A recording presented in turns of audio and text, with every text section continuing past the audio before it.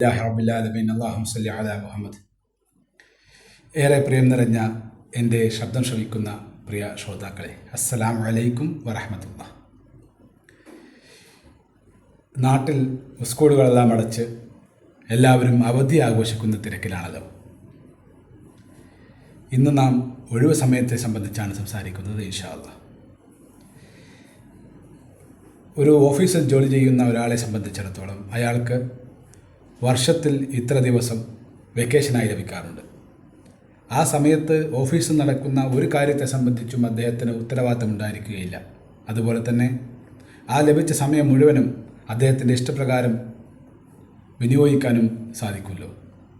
എന്നാൽ ഈ ഒരു അർത്ഥത്തിൽ നമ്മൾ ആലോചിക്കുമ്പോൾ രാജാതിരാജനായ എല്ലാ കാര്യങ്ങളും സദാ വീക്ഷിച്ചുകൊണ്ടിരിക്കുന്ന റബ്ബ് സുബ്ഹാനഹു തആലയുടെ അടിമയായ ഒരു സത്യവിശ്വാസിക്ക് ഇത്തരം ഒരു ഒഴിവ് സമയം ലഭിക്കുന്നുണ്ടോ? നമ്മൾ ആലോചിച്ച് നോക്കണ്ടേ.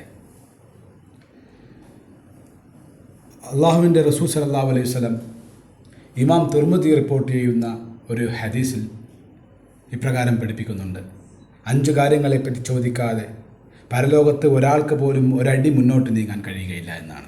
സുബ്ഹാനല്ലാഹ്. അതിൽ ആദ്യത്തെ 2 എണ്ണവും സൂചിപ്പിക്കുന്നത് സമയത്തെ എങ്ങനെ വിനിയോഗിച്ചു എന്നതിനെ സംബന്ധിച്ചാണ്. ഒന്നാമതായി അവൻ എങ്ങനെ ജീവിച്ചു തീർത്തു അവൻ്റെ ലഭിച്ച ജീവിതം എന്നുള്ളതാണ്. രണ്ടാമതായി അവൻ്റെ യുവത്വം പ്രത്യേകിച്ചും എങ്ങനെ അവൻ വിനിയോഗിച്ചു എന്നുള്ളതാണ്. അഊദു ബില്ലാഹി മിനശ് ശൈത്വാനിർ റജീം. ബിസ്മില്ലാഹിർ റഹ്മാനിർ റഹീം. യാ അയ്യുഹല്ലദീന ആമനൂ ഇത്തഖുല്ലാഹ് വൽ തൻദുർ നഫ്സും മാ ഖദ്ദമത് ലിഅദിൻ വത്തഖുല്ലാഹ് ഇന്നല്ലാഹ ഖബീറും ബിമാ തഅമലൂൻ. ഹേ വിശ്വസിച്ചവരെ, നിങ്ങൾ അല്ലാഹുവിനെ സൂക്ഷിക്കുക. ഓരോ ആത്മാവും നാളത്തേക്ക് വേണ്ടി എന്ത് ഒരു മുന്നൊരുക്കമാണ് ചെയ്തിട്ടുള്ളത് എന്ന് ആലോചിച്ച് നോക്കട്ടെ എന്നാണ്. നിങ്ങൾ അല്ലാഹുവിനെ സൂക്ഷിക്കുകയും ചെയ്യുവീൻ. നിശ്ചയമായും അല്ലാഹു നിങ്ങൾ പ്രവർത്തിക്കുന്നതിനെപ്പറ്റി സൂക്ഷ്മമായി അറിയുന്നവനാണ് എന്നാണ്. സുബ്ഹാനല്ലാഹ്. ഹസൻ അൽ ബസ്രി റഹിമഹുല്ല സഹാബാക്കളെ സംബന്ധിച്ച് മനോഹരമായി ഒരിക്കൽ നിർവചിക്കുകയുണ്ടായി. അതായത് സഹാബാക്കൾ സമ്പത്തിൻ്റെ കാര്യത്തിൽ ഉദാരമനസ്കരും സമയത്തിൻ്റെ കാര്യത്തിൽ പിഷ്കരുമായിരുന്നു എന്നാണ്. നമ്മളിൽ ഒരുപാട് പേർ കയ്യിൽ കിട്ടിയ സമയം കഴിഞ്ഞുപോയ കാര്യങ്ങളെ ഓർത്ത് വ്യസനിച്ചു, വരാനിരിക്കുന്ന കാര്യങ്ങളെ ഓർത്ത് ആശങ്കിച്ചും തള്ളി നീക്കുകയാണ്.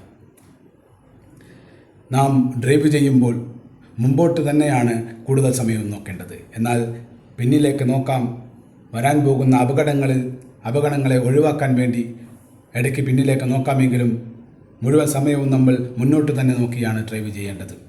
അതുപോലെ ജീവിതത്തിൽ മുന്നോട്ട് നോക്കിക്കൊണ്ട് ചെയ്തു പോയ തെറ്റുകൾ തിരുത്തി അള്ളാഹുവിനോട് കൂടുതൽ അടുത്ത് ജീവിതത്തെ നന്നാക്കി മുന്നോട്ട് പോകുക. ഇൻഷാ അല്ലാഹ്. ആഖിറു ദഅ്വാനാ അൽഹംദുലില്ലാഹി റബ്ബിൽ ആലമീൻ. അസ്സലാമു അലൈക്കും വറഹ്മത്തുള്ളാഹി.